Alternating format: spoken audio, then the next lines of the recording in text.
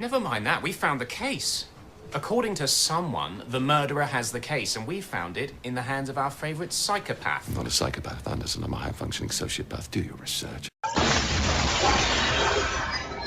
Guten Tag, greetings and welcome to Critic Reviews, where I review ponies for your perpetual enjoyment. The mystery genre has been a very popular staple of the novel format for centuries. What with authors like Arthur Conan Doyle and Agatha Christie, there's certainly no shortage of books out there for fans of the genre to read. But me? I'm more familiar with the TV adaptations of these books. Mysteries like The Sign of Four, Murder on the Orient Express, just to name a few. So with that, the episode I'll be reviewing today is the aptly titled MMMMystery on the Friendship Express. So this episode opens with Pinky giving us an exposition dump, which seems to be a big problem with this episode, though that could simply be used for the purpose of parody, as most mystery shows have a running theme of telling things that the characters already know to service the audience, which is a frankly lazy form of storytelling. As the old saying goes, show don't tell. Even making some slight adjustments to the dialogue would help to make things less awkward. If Pinky simply said, "You've really outdone yourselves, this is sure to win the top prize," it would go a long way to improving this opening scene. As for the mystery element, it is never exploited to its fullest, as it never gives the viewer any clues or any hints as to the final conclusion of the episode, which disappoints me slightly, as the thrill of a mystery comes from figuring it out yourself. Though I must admit the investigation portions of the episode were interesting to watch, at least Twilight's were anyway. Pinky's just really ruined it for me. She made random assumptions to begin with, but then the episode subverted our expectations at the end and showed us that Pinky actually does know how to investigate. Haha, funny stuff, right?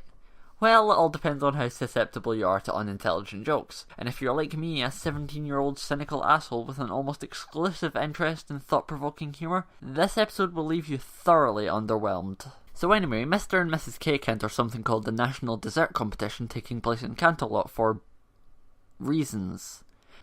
And they get Big Mac to take it to the train car on his back, causing a Ponyville-wide lockdown for even better reasons?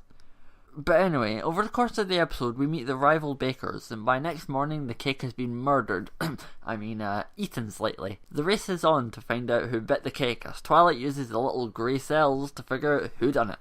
In the end, it turns out that 3 of our main 6 took a bite of the cake: Rainbow Dash, Fluttershy and Rarity. Even Pinky was able to keep her hooves off it, but it's all fine because Pinky forgives them. And in a completely illogical turnaround, they're able to fix the cake and win the competition. And before anyone can get a bite, Pinky eats the whole thing. Remember what I said earlier about Pinky having some self-control? Well, I take it all back. So, as I mentioned earlier, this episode borrows a lot of tropes from the murder mystery genre, like the whole whodunit line being made fun of as grammatically incorrect, the hats Pinky and Twilight wear, the conclusion of the mystery where Twilight gathers all of the suspects in the one place. It becomes rather entertaining to watch, as a matter of fact. I have to say though that I don't really like the way the characters are portrayed in this episode. Besides Twilight and Pinkie Pie, none of the characters are really on the ball here, but I guess you can just chalk it all down to a momentary lapse of judgment. Didn't seem like there was any food on that train besides the cakes, so I'm surprised all of the ponies didn't try and sneak a bite. To me this all seems to be a simple case of hunger.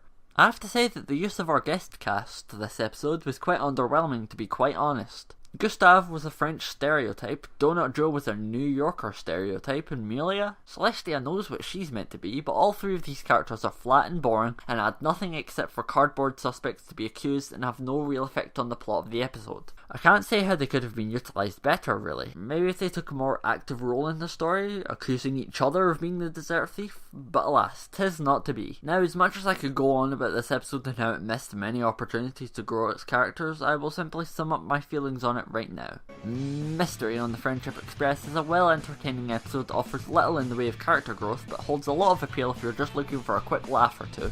It may not be as well written as many of the other episodes, but I still maintain that it holds up as one of the more interesting episodes of Season 2. This episode gets an 8 out of 10 for me. While the characters were slightly off and some temporal anomalies occur, it's still entertaining enough to warrant a good blessing from me.